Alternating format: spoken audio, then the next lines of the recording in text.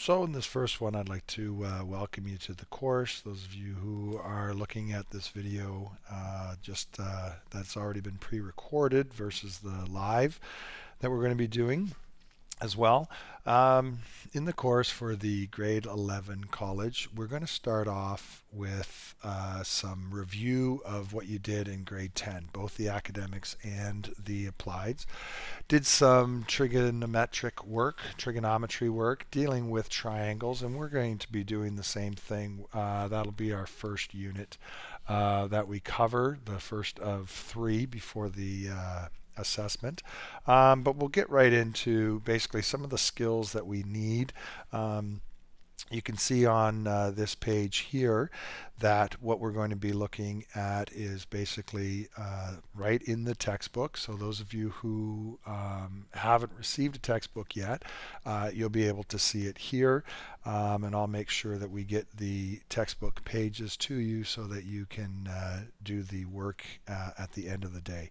So what we're going to be looking at is basically just a preview of what the course is. So here's the first part of the textbook, and basically what this is, you can read through it yourself. It gives you an idea of why trigonometry is important in everyday life. We'll be discussing more of this in the live session, but basically you look through this, okay, and see that there's a number of different fields where they use trigonometry. So it's not just a math thing to do, but we can actually use it in real life. So some of the skills that we'll take a look at basically in the chapter here, we're going to be looking at ratios, and we're going to be looking at how to calculate some simple ratios as well, and that would be, dealing with the trig things, the sine, the cosine, the tangent. All right. Right now we're just trying to refresh our memories, okay, on some of the words that we may not have seen in about a year's time. Okay. What it means to be adjacent, the angle of depression, complementary angles, and things like that. And we'll discuss those in the live session.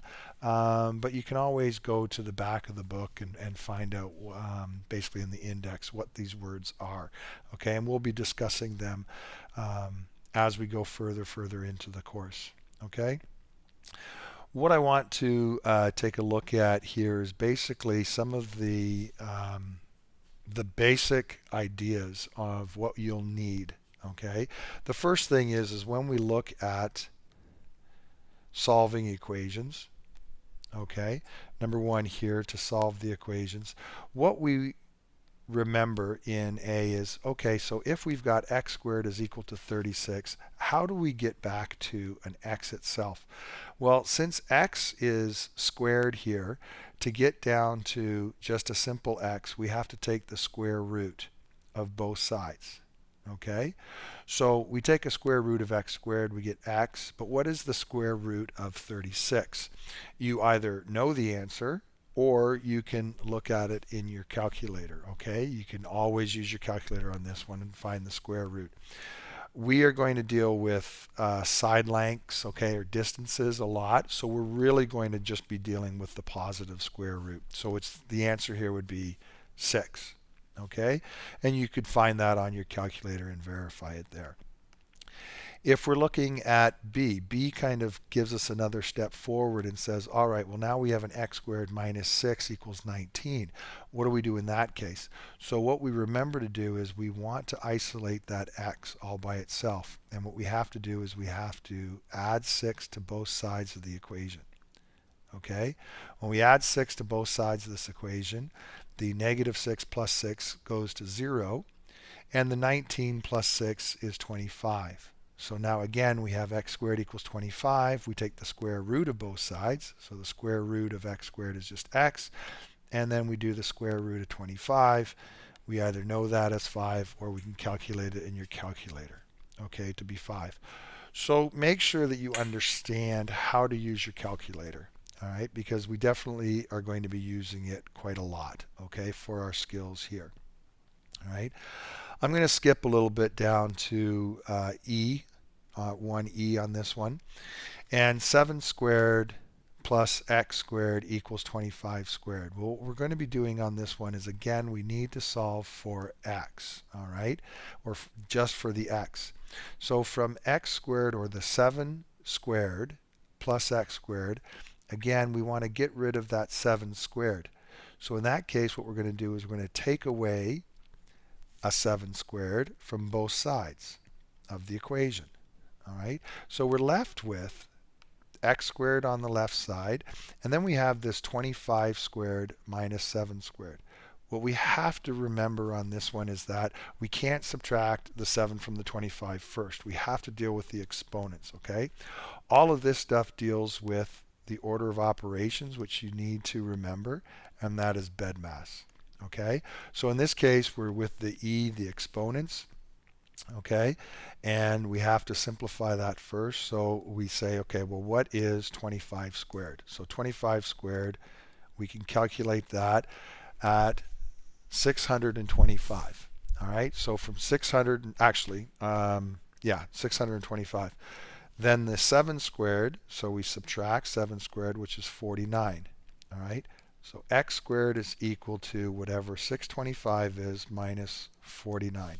And I have that as 576. Okay, that's squared. How do we get down to the x? Again, just like the other two examples, we're going to take the square root of 576. And when we punch that into our calculator, I get a 24. Okay, so solving the equation itself, that's what you're going to have to try to take a look at, okay, doing. And just refresh your memory on some of the ones that we haven't done yet, okay, in this class.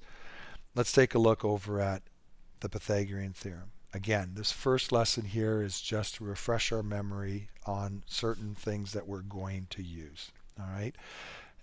The Pythagorean theorem, everybody kind of knows the Pythagorean theorem as c squared equals a squared plus b squared.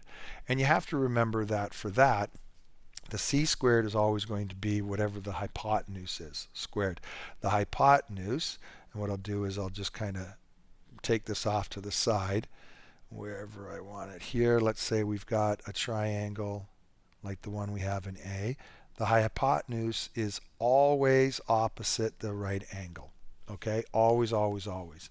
The A and the B, so that would be the C side, always. Okay, the A and the B are just whatever the other two sides are.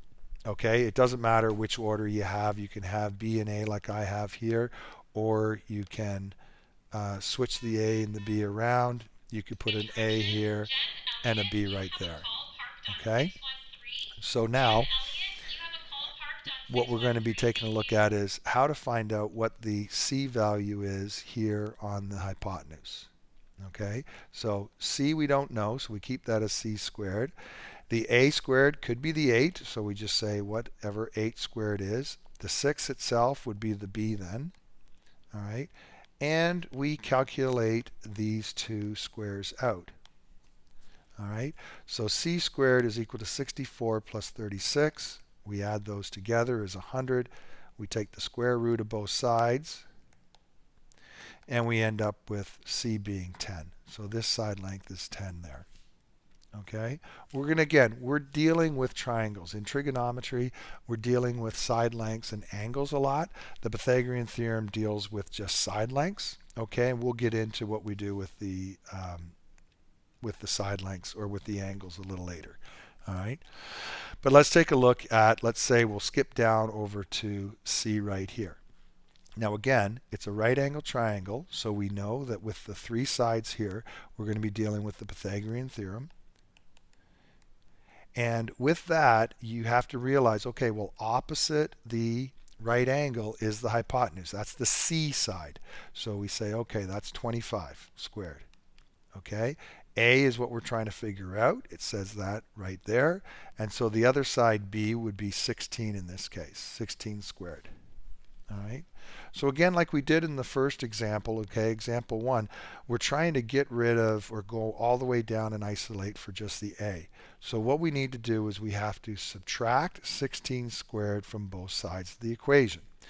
So we can write that 25 squared minus 16 squared on the left, and on the right we're just left with a squared. All right. From here, okay, we figure out, okay, well 25 squared, we've got 625 for that. And then 16 squared, you can put that in your calculator. We got 256, and that equals a squared. So 625 minus 256 is 369. And that's what a squared is. In order to find a, remember, you're taking the square root of 369.